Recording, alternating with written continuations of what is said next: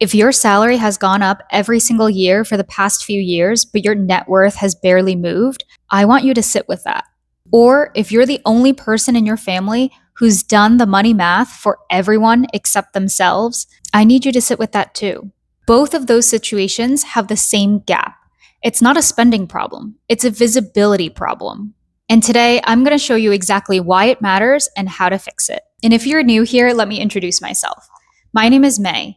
I'm the daughter of immigrant parents who spent 13 years in corporate thinking that was the right path to go down. And it wasn't until I achieved FIRE that I really thought about what I wanted to do next. I'm transitioning to being a part-time financial coach with a goal of improving financial literacy overall and empowering people to take control of their finances. Because let me tell you, there's nothing more beautiful than buying back your time. Here's the thing that nobody tells you when you start making real money. Your brain doesn't magically get better at tracking wealth just because you have more of it.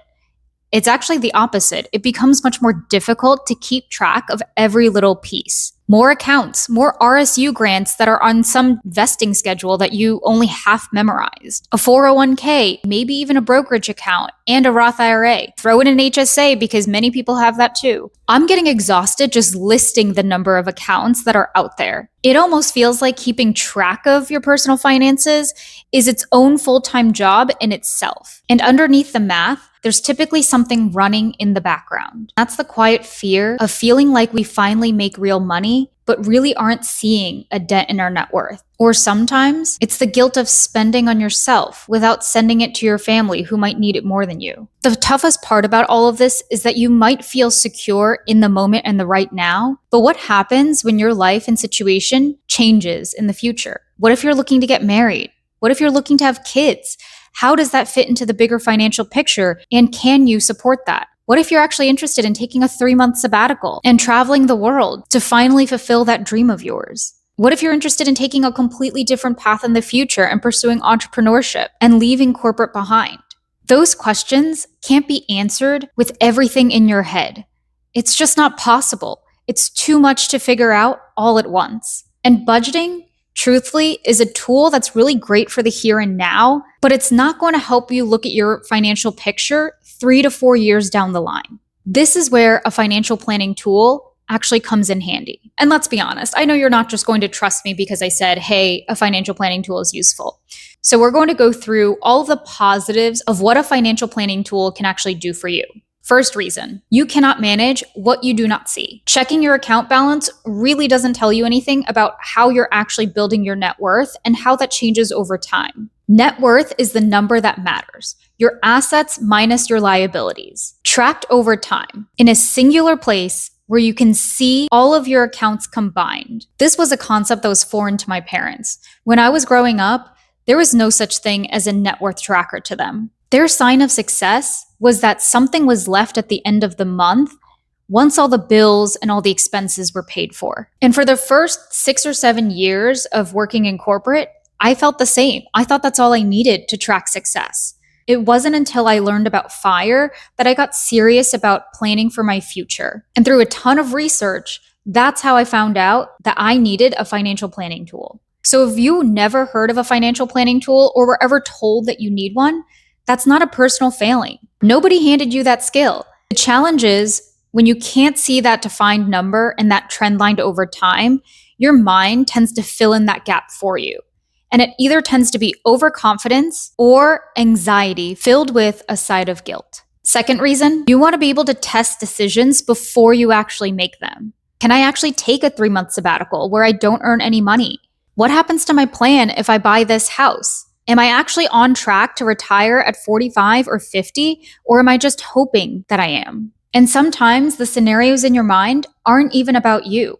They might even be retiring your parents, or being able to give your parents a down payment on a home, or supporting a younger sibling as they get their footing in the real world. This can also help answer whether or not you can support your family as part of your financial future. You don't have to choose them or you. These aren't questions you can answer with the mental spreadsheet, and they're definitely not questions you can answer with guilt. This requires looking at actual numbers over an extended period of time, not a vibe and not a story you're telling yourself at 1 a.m. in the morning. Third reason, this is my favorite reason for using a financial planning tool. It's that a real financial planning tool takes the emotional guessing game out of your hands. A good tool replaces dread with a clear picture, not a perfect picture, a clear one. And clarity, even uncomfortable clarity, is calming in a way avoidance never is. It's also the thing that finally lets you say, here's what I can actually do, instead of guessing out of guilt or overcorrecting out of fear. Now that we touched on the reasons why a financial planning tool is useful,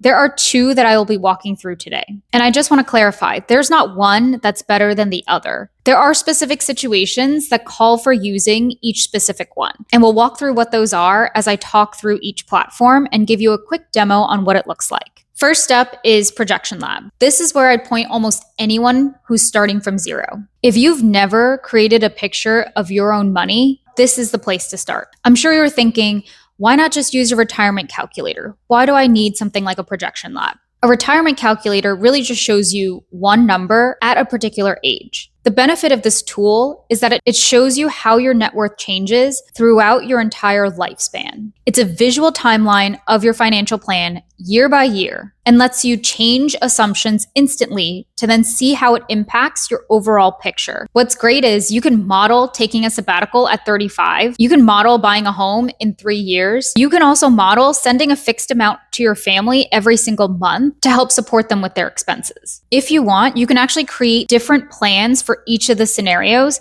and see how that impacts your overall financial picture. It also runs your plan through thousands of simulated market scenarios, also known as Monte Carlo simulation. And this tells you the percentage of the scenarios where your money actually lasts your entire lifespan. That's a very different answer than here's what happens if the stock market returns 7% year over year, which honestly doesn't help you understand if your money can survive volatility. Now, the second tool I recommend is Nauma. Nauma is perfect if you have a very complicated financial situation. You have rental properties, you have RSU grants on a very different vesting schedule, concentrated stock, and tax questions that a generic calculator just isn't meant to handle. Nauma was built by people who face that exact situation, and their goal is to deliver the same fiduciary quality guidance through their tool at a fraction of the cost. So instead of paying a 1% AUM or assets under management to an advisor, this tool is meant to do exactly that at a much lower cost. For those of you who are in tech or get stock grants or who get RSUs as part of your compensation, this is the tool that I would recommend. So modeling things like, will a sabbatical impact your vesting schedule for your stocks? What selling concentrated stocks does to your tax bill year over year? Or how a big home purchase interacts with your RSU schedule. It also gives you a choice. You can either choose the fully DIY path,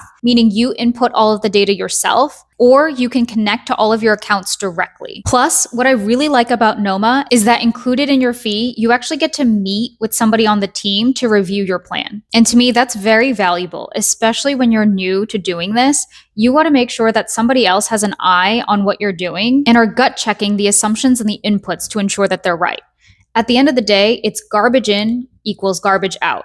If you don't put the right inputs in, the output is not going to be useful. Here's how I like to think about it. If you're modeling your financial future for the first time and you want something that's visual and flexible to test decisions against, ProjectionLab is a great place to start. If your compensation is genuinely complicated, RSUs, concentrated stock, or a tax situation that makes your head hurt, Nauma is the better tool to use. Nauma also has Monte Carlo simulations, and what I like about their tool is that you model the chances of success for each of your individual goals. And this is what's unique against ProjectionLab. ProjectionLab tends to look at multiple goals in one plan all together, but it doesn't tell you the individual success of that goal itself. Nauma does. I use both of these with different clients depending on what their financial situation is. Not because one is actually better than the other, but because the right tool depends on what you're actually trying to see clearly. And if you've ever felt like money math was yours to carry alone, for your career, for your family, or for both, that's the actual work I do with people. Visit the link in my bio if you want to go deeper. And if this was useful, subscribe.